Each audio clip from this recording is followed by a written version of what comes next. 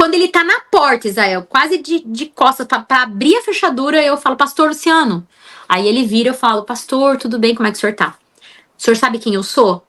Aí ele balançou a cabeça, muito sério, muito desconcertado, muito constrangido, Israel. Eles não vão, e não vão, e não vão. Essa daqui, essa é quem? Essa é a Ilza. Essa é a mulher que resolve os problemas lá. Ela que é mandada tem gente me falando que ela nem dorme à noite.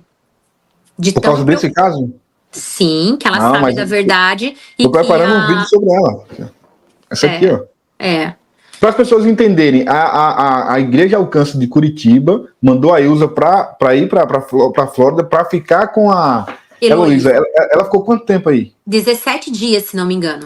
A igreja bancando tudo, passagem. Bancando tudo. Inclusive, a igreja pagou as passagens dela, tá? A Igreja Alcance Curitiba. Mas ela te procurou para conversar também, para te ouvir, certamente. Nunca. Né? Nunca. Então a igreja foi só unilateral, só deu atenção a Heloísa. Você perguntou quem me procurou, a igreja ou a Ilza? Essa Ilza. Nunca. Então foi só para ajudar a Heloísa mesmo. Só para ajudar a Heloísa. Só a Heloísa que precisava de oração, de tratamento, de cuidado. Essa mudança de comportamento da Heloísa, ela acontece antes ou depois do encontro com essa Ilza? Essa mudança Antes. Quando a Ilza vai, ela já tinha voltado atrás, no caso. Já tinha voltado atrás. E até eu acho, depois pensando bem, que foi uma tentativa, sim, de abafar e de controlar o caso em relação ao alcance. Sim. Talvez ali a Ilza tivesse vindo realmente para fazer a Heloísa fazer a coisa certa, para não sobrar para os pastores. Eu não sei. Eu acho que ela trabalha em função de fazer o que é melhor para alcance, entendeu? A igreja bancou, então, é óbvio, né? E como foi o seu encontro a primeira vez com o Luciano Subirá depois de toda essa situação? Depois dessa situação foi... existia uma conferência chamada... Como é que era o nome da conferência? Meu marido queria ir nessa conferência. Era uma conferência... eu não me lembro agora o nome da conferência. E nessa conferência a gente tinha perdido o time dos ingressos. Não tinha mais. E aí a gente falou, pastor, a gente queria muito ver o Luciano e tal. Ele falou, não, vem aí que a gente dá um jeito. Provavelmente vai ser liberado de última hora. Vocês conseguem entrar e tal. E a gente foi. E aí até foi uma amiga com a gente, uma amiga de Curitiba que veio morar pra cá, foi junto com a gente, fomos em 3. Chegando lá, assistimos a conferência e tal.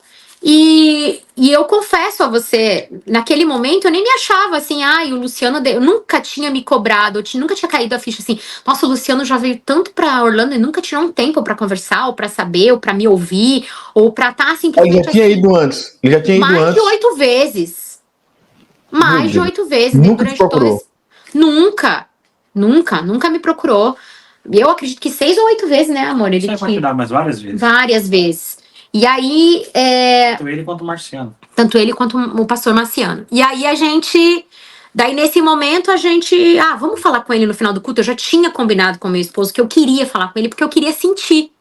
Sim. Porque naquele momento ali, a gente tava, né, ainda sem nenhum tipo de contato com ele, nada. A gente queria saber como ele estava se sentindo. E aí, a gente segue pro fim do culto. Ali tem uma pessoa ajudando, forma uma fila de pessoas para falar com ele no final do culto.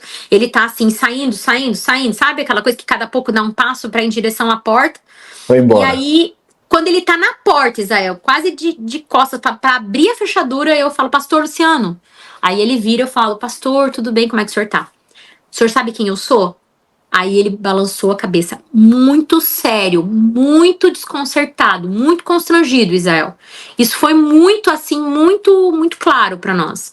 E daí ele olhou pro meu esposo, cumprimentou, assim, balançou a cabeça. Eu falei, então, pastor, situação triste, né? Ele só disse assim pra mim, nós estamos orando por vocês. Ele virou as costas e saiu, Israel. Foi o que ele falou pra nós. Meu marido, eu já contei isso, ele saiu dali chorando. Tava essa amiga com a gente, essa amiga nossa junto, ela ficou em choque porque ela era da Alcance Curitiba. Ela ficou em choque, ela falou, não, eu não tô acreditando que ele agiu dessa forma com vocês.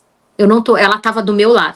E aí meu marido olhou pra mim, Israel, como diz as crianças, no fundo dos meus olhos e falou assim pra mim, exatamente assim, nunca mais eu coloco meus pés aqui. Nunca mais, né, amor? Ele falou isso, a gente entrou no carro e ele falou, nunca mais eu coloco isso, eu nunca me senti tão humilhado na minha vida. É muito difícil, porque ele é o meu apoio, né? Então, quando eu vi ele abalado com isso, com esse desprezo, né?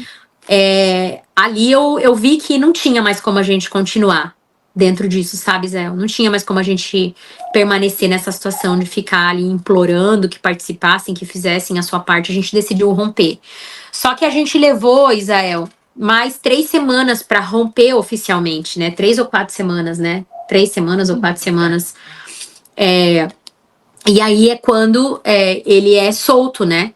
Que é quando ele é solto, que aí... Ele estava preso nesse momento. Ele estava preso, Aí quando ele é solto, ele, então... ele estava preso, desculpa que quando você faz as perguntas, às vezes eu tenho medo de me confundir. Ainda estava preso. Quando a gente falou que o Marcos estava preso...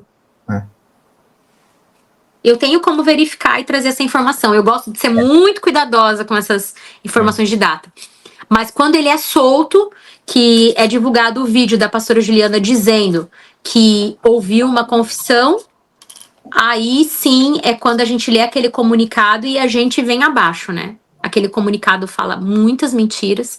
E aí foi uma posição minha e do meu esposo de responder diretamente os pastores, dizendo que nós não concordávamos com aquele comunicado, que ele não falava a verdade. E aí, naquele momento, a gente se desligou da Alcance. O comunicado continua aqui no perfil ainda do Instagram, tá fixado, né? Continua, tá fixado, sim. Cara, nesse caso, o que dá para perceber é que tanto o Luciano Subirá quanto a Juliana, o Paulo, eles têm você como se fosse a vilã da história. E eu te pergunto por quê? O que você acha que poderia ter causado isso? Para essa não acho que eles...